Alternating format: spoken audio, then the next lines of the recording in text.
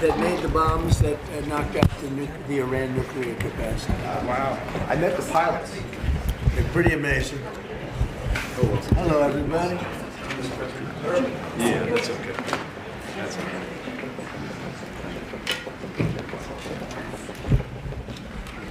Thank you very much.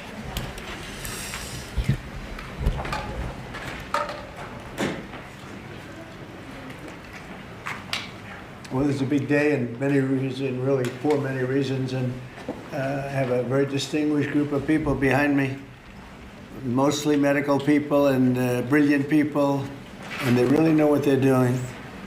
And I just want to thank them. They truly gave their lives in terms of the time and all of the incredible work they've done over the years in arriving at the position they have now, most respected people in the country. Today I'm pleased to announce that I will be signing an executive order to reschedule marijuana from a Schedule I to a Schedule III controlled substance with legitimate medical uses. We have people begging for me to do this, people that are in great pain.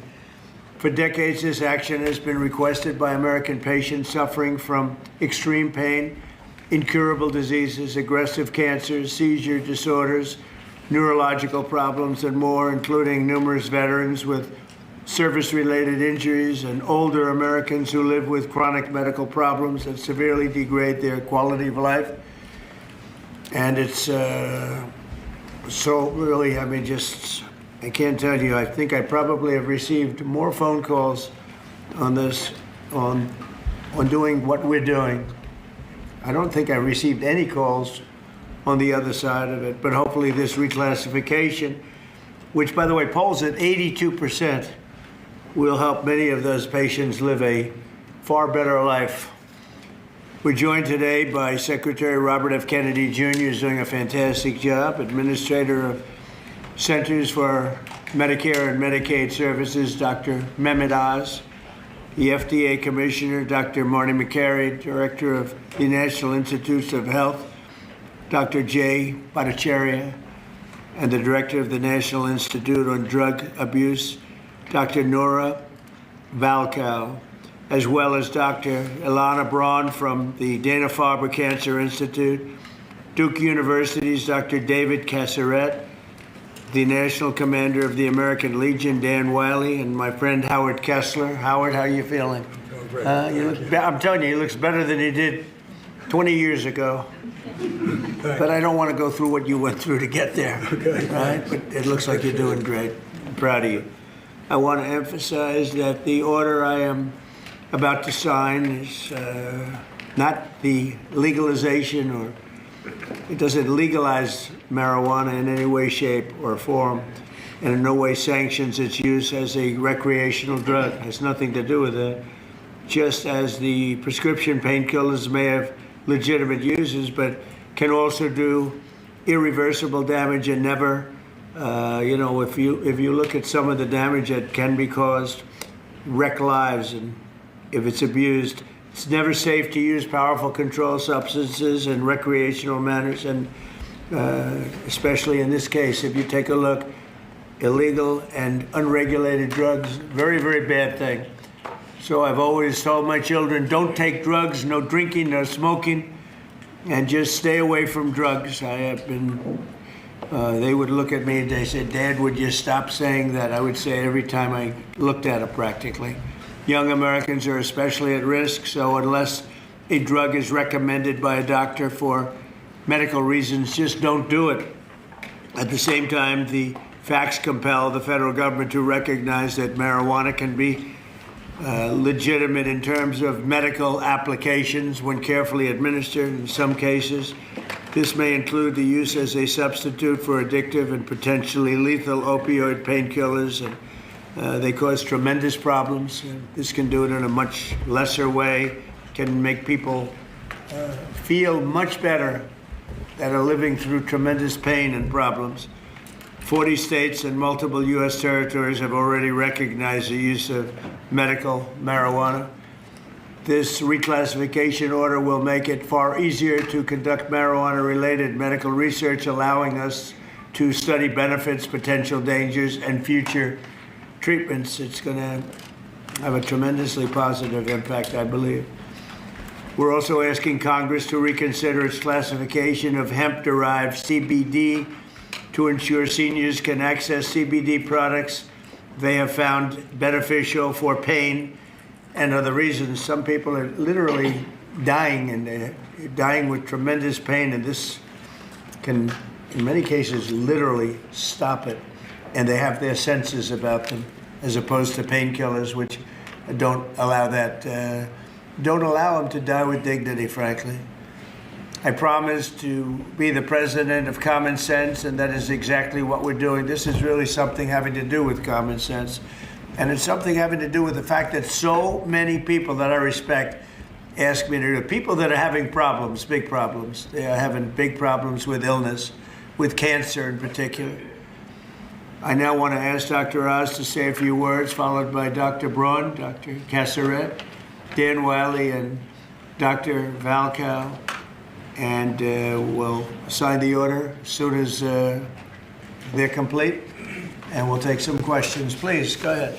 Mr. President, thank you for always bravely pushing for common sense change, as you call it.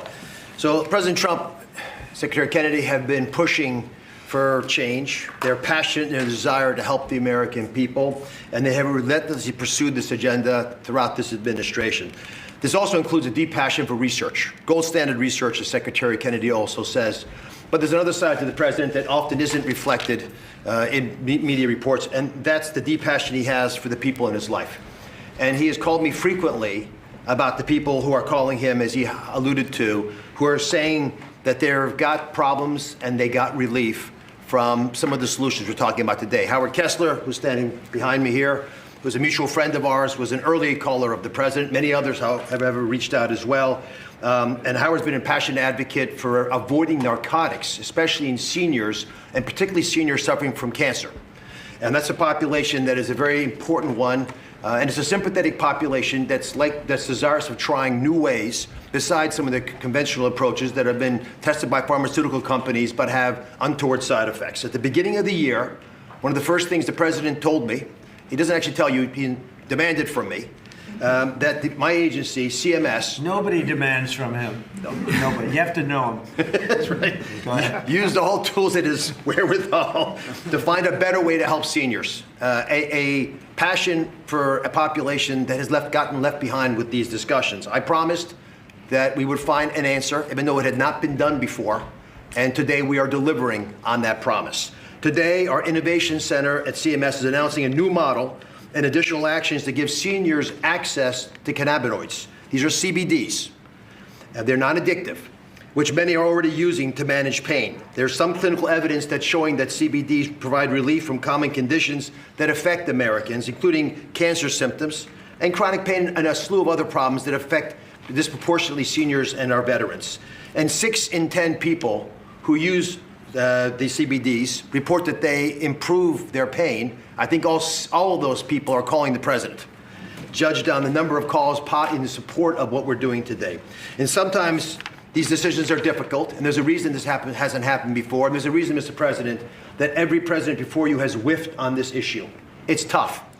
And I know there's going to be a lot of discussion about it. That's why we're so passionate about making it clear that this patchwork that we're working within now, the laws and regulations, they're leaving patients and doctors without adequate guidance on the safeguards of how to use these products, even though they're still being used. At Medicare, we cover 68 million Americans, including people under the age of 65. And they did not have a way of providing these treatments until today. With the president's insistence, that's all changes. The Innovation Center models are going to allow millions of Americans on Medicare to become eligible to receive CBD as early as April of next year, and at no charge, if their doctors recommend them. Thanks to the hard work of the entire CMS team, especially Abe Sutton and Gita Dio at the Innovation Center, the accountable care organizations in this country working in Medicare will be able to provide these products, again, at no cost to patients. Medicare Advantage insurers, and we've been calling them, are also agreeing to consider CBD to be used for the 34 million Americans that they cover. If you can hear my voice and you're over 65, you should pay attention to this executive order because it's going to touch your life. Again, this all becomes active after the first quarter of next year. These CBD products must first meet local and state quality and safety standards. They must come from legitimate sources. And they must abide by other regulations of those states. With these boxes checked, patients can be eligible for up to $500 of hemp-derived products each year. This is the first government-led testing of quality and outcomes for patients across different conditions, and it delivers on the need for more data collection and research into hemp usage. CMS is going to collect data, that's our job, on the patients that are being given these products by their physicians. And in accordance with all the privacy and security regulations, we're going to analyze that data. We're going to make it publicly available to everybody to be able to analyze with us. If it shows promise, we will expand access to these products to even more conditions amongst Medicare and Medicaid beneficiaries. I want to thank not just the Secretary, but Marty McCary. We want a lot of companies who are doing this research that approach the FDA for formal approval. That is the right way to move forward. And Jay Bhattacharya, who's hiding in the back, he rarely hides, but Jay runs NIH, and he's agreed to support initiatives to study the data that we're collecting. Howard Kester, God bless you for being a pain in our sides. Mr. President, he's promised to stop calling you. But on this issue, we'll call you on other issues. And I thank you again from the bottom of my heart for taking a difficult stance. Thank you very much. Okay. Mr. President, members of the Cabinet, thank you so much for the opportunity to be here and for your leadership in rescheduling cannabis from Schedule 1 to Schedule 3. This decision will accelerate scientific research and expand what can responsibly be studied. I'm a cancer psychiatrist and medical cannabis researcher at the Dana-Farber Cancer Institute. Over the past decade, federal investment in research has helped transform cancer care. People are living longer than ever before. But cancer care is not only about treating the tumor, it's also about addressing the anxiety, the fear, the stress that can come with a diagnosis, symptoms that can interfere with treatment and make recovery much more difficult. Many medications we use for acute anxiety carry significant risks, particularly in the older adults. That's why we're studying specific natural compounds found in cannabis, including the non-addictive cannabidiol, to understand whether they can safely and effectively help manage anxiety during cancer treatment. Rescheduling allows us to ask these questions rigorously about dosing, about safety, and who may benefit most. This research reflects the best of federal investment, helping people not only live longer, but live better. Thank you, Mr. President, for supporting careful, science-based research that puts patients first. Thank you. Thank you, Doctor. That's beautiful. Thank you. I'll add my vote of thanks, Mr. President. I never really thought this day would come. I met a patient about 20 years ago, a retired professor named Elizabeth, who came to my clinic. She was dying of pancreatic cancer, and she asked me then whether cannabis might help her. And I said no, because that's what I learned in medical school. She reached into her briefcase, took out a 3-inch tall stack of articles, put them down on my desk, and said, "Really, doctor? You should read these. You might learn something." And I did read those articles, every single one, and found a bunch more. And I did learn something. I learned that there actually is some medical benefit to cannabis that I had not anticipated, never heard about in medical school. Second, I learned that there was a lot we don't know. And third, I learned it's really, really, really difficult to do high-quality, randomized controlled trials of a substance that's federally illegal. This rescheduling has the potential to change all of that and to rewrite the way that we do research related to cannabis in the United States in 3 ways. First of all, it'll democratize the research process so that all academic institutions can participate in research, not just elite academic medical centers. Number 2, it'll give patients and researchers access to highly refined, reliable sources of cannabis rather than relying on 1 or 2 sources around the country. And last but not least, it'll let us do the sorts of large-scale randomized controlled trials that we do in oncology and cardiology. Not dozens of patients, but hundreds or thousands of patients. That's how we learn. That's how we produce valuable knowledge that's useful in guiding treatment decisions. Mr. President, without you, this never would have been possible. And my patients and I and all of our families are grateful. Thank you. Thank you, Doctor, very much. Thank you. Mr. President, I am Dan Wiley, National Commander of the American Legion, representing 1.5 million veterans. We are the largest veterans organization. We have 2.5 million members of our American Legion family. And I want to start by thanking you for your leadership on this issue. This issue is extremely important to the American Legion, and I want to thank you on behalf of the veterans who are going to benefit from potentially the research regarding this issue. Also want to thank you for your VA Secretary, Secretary Collins, and his work on difficult veterans issues with us this past year. The VA has worked with us on our Be the One mission, which is a mission to fight the epidemic of veteran suicide. Veterans are disproportionately affected by conditions such as PTSD, TBI, depression, and chronic pain.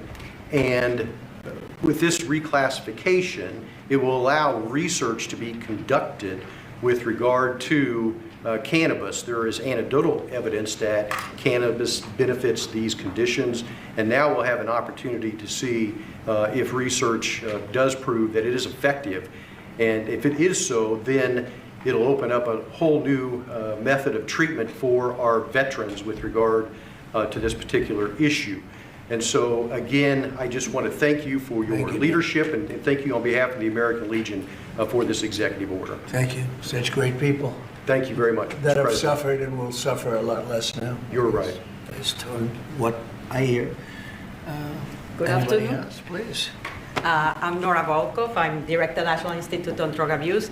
And for us, that rescheduling opens the door to actually be able to accelerate the rate at which we can do research and discovery. And research is crucial in order for us to, for example, understand what may be and for whom the dangers of cannabis. Yes, cannabis can be addictive. And certainly people, adolescents and children may be the most vulnerable. But we cannot close our eyes to research and the opportunity that we are hearing from patients that for some of them, cannabis can solve their problem. And so what we need to do is do research, number one, to understand what are those conditions. Number two, in order to be able to optimally learn how to use it. And to understand, number three, who is at danger. And it is knowledge that will allow us to optimally take the benefits that may be behind cannabis, as research shows, but on the other hand, also enable us better to do prevention interventions to protect those that are most vulnerable. So thanks very much. Great job. Thank you very much. Thank you, Doctor. Bobby, do you have something to say?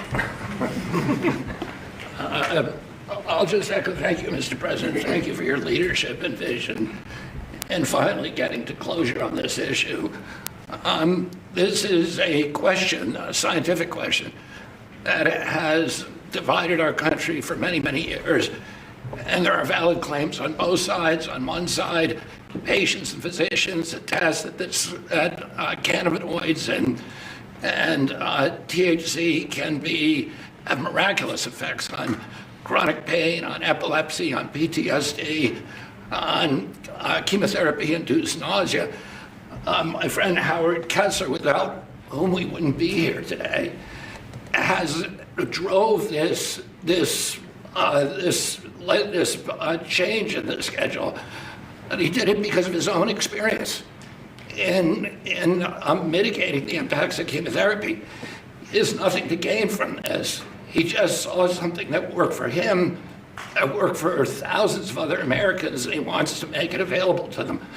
On the other side, there are valid claims about the negative impacts, about addiction, about psychosis, about adverse public health impacts, and impacts particularly on young people. So we haven't been, the evidence on all of these is anecdotal and it's hypothetical because we have not been able to do scientific studies. There is no standardized dosing. And if you don't have standardized dosing, any study that you do is comparing apples to pears. And we don't know the difference between botanicals and synthetics, and all of these questions we're now going to be able to answer. 5 administrations have promised to act on this issue. The Biden administration promised to do this, and the proposal began during the Biden administration. It got mired down in the chaos and inertia and disorganization of that. And I want to thank President Trump, who made the promise during the 2024 election that he was going to come in and solve this issue, that he was going to take decisive action, and he has kept that promise today. And so thank you, for President Trump, for your vision. And because of that, we will have answers very soon. This will finally allow us to study this issue and to answer these questions for the American people. Thank you very much, Bobby. Howard Kessler, a friend of mine, one of the most successful people in the country, came to see me on more than one occasion, actually. And he had some real difficulty about 3.5, 4 years ago. And he went through hell. And during his going through hell, he probably sampled everything you can sample when you're going through that, Howard. Sure.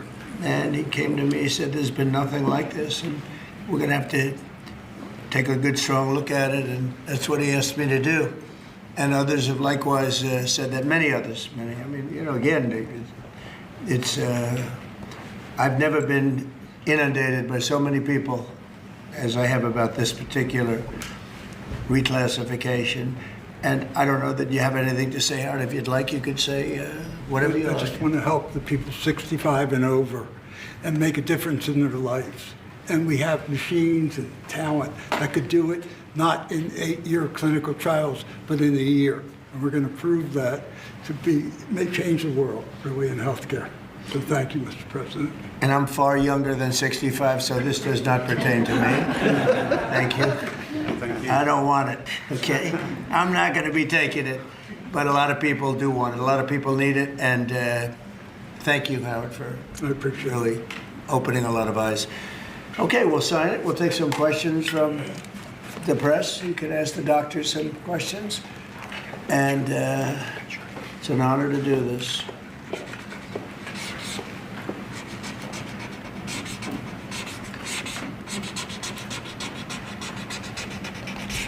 Well, that's a good one. We rate that.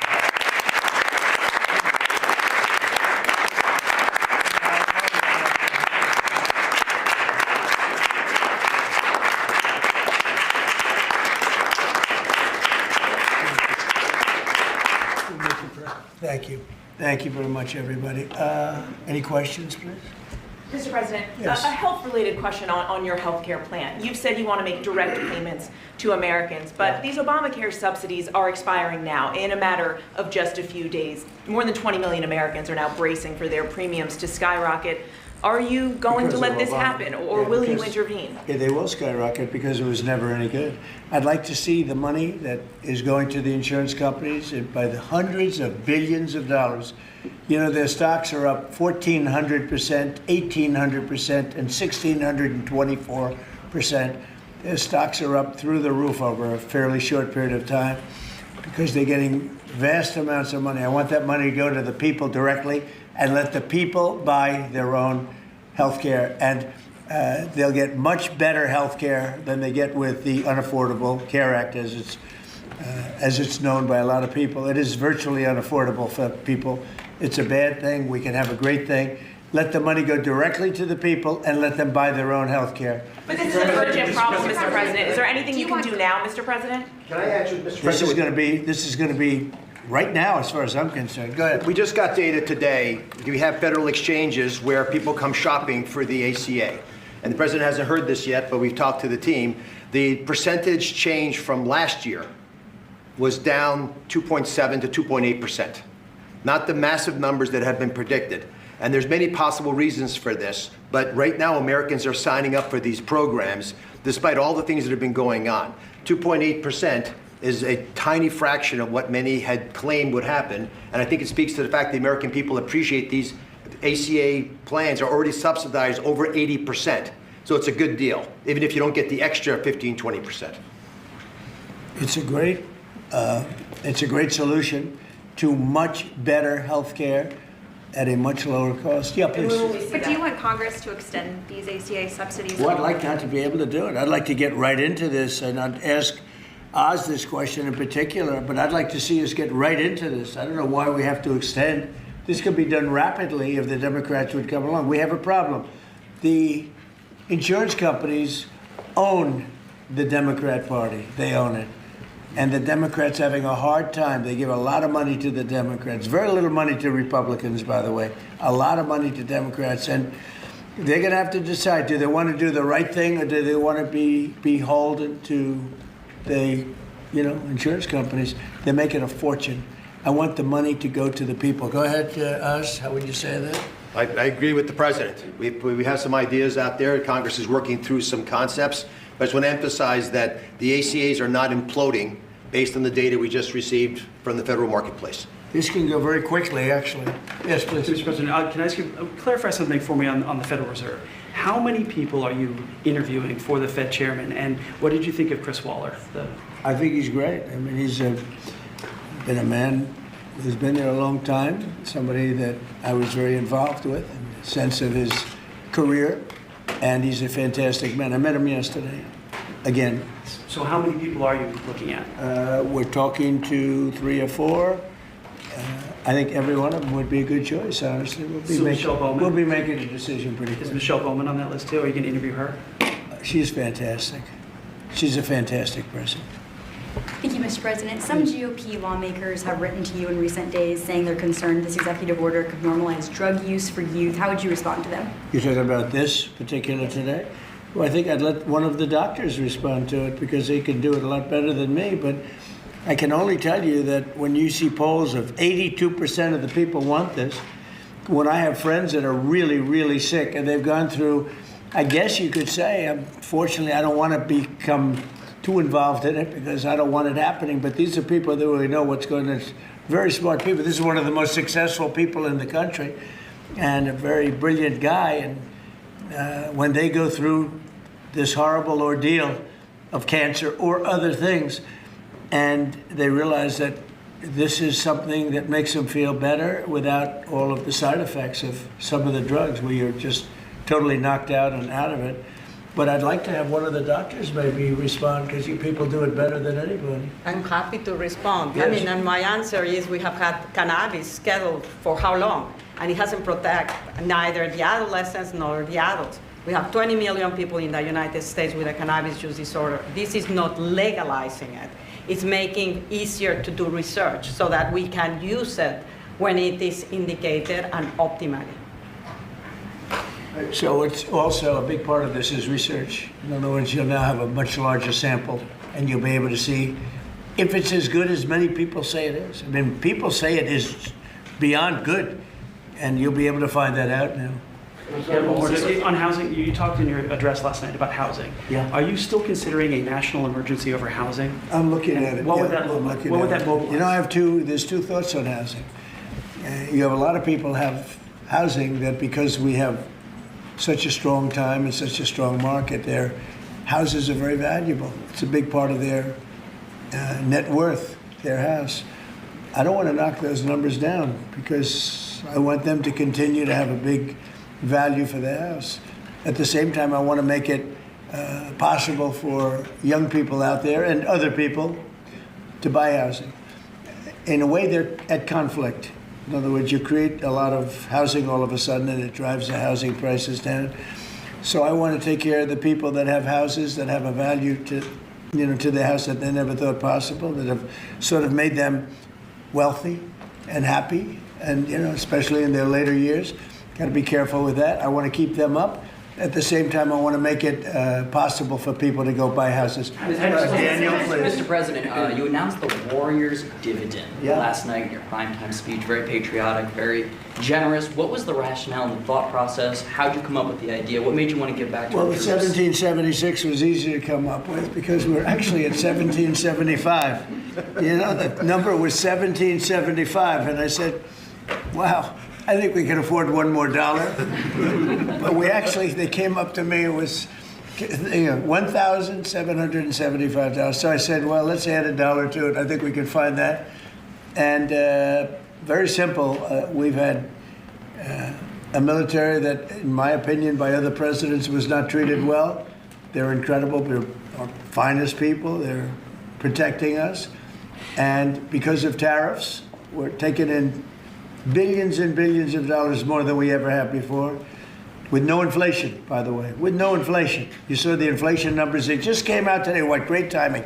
Practically no inflation. And yet we're taking in hundreds of billions of dollars.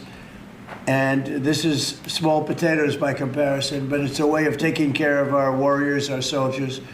And And I appreciate that question, Daniel. Yeah, I mean, Caroline It was an Levitt easy just one. She just posted on X, her press secretary, that the board members of the Yeah. Kennedy Center voted unanimously to rename it the Trump Kennedy Center. What is your reaction to that? Well, I was honored by it. The board is a very distinguished board, most distinguished people in the country. And I was surprised by it. I was honored by it. You know, we're saving the building. We saved the building. The building was in such bad shape, both physically, financially, and every other way. And now it's very solid, very strong. We have something going on television, I guess on the 23rd December. I think it's going to get very big ratings. And the Kennedy Center is really back strongly. It's in very bad shape, very, very bad shape physically. And we were also to get Congress to put up a lot of money and other people to put up a lot of money. We had a lot of donors come in for record-setting numbers. So we saved the Kennedy Center, and I was really, this was brought up by one of the very distinguished board members, and they voted on it. And there's a lot of board members, and they voted unanimously. So I was very honored by it. Thank you. Mr. President, will you be seeking any authorization from Congress for any land attacks on cartels in Venezuela? For anyone? For any land attacks on drug cartels in Venezuela? I wouldn't mind telling them, but it's not a big deal. I don't have to tell them. It's been proven.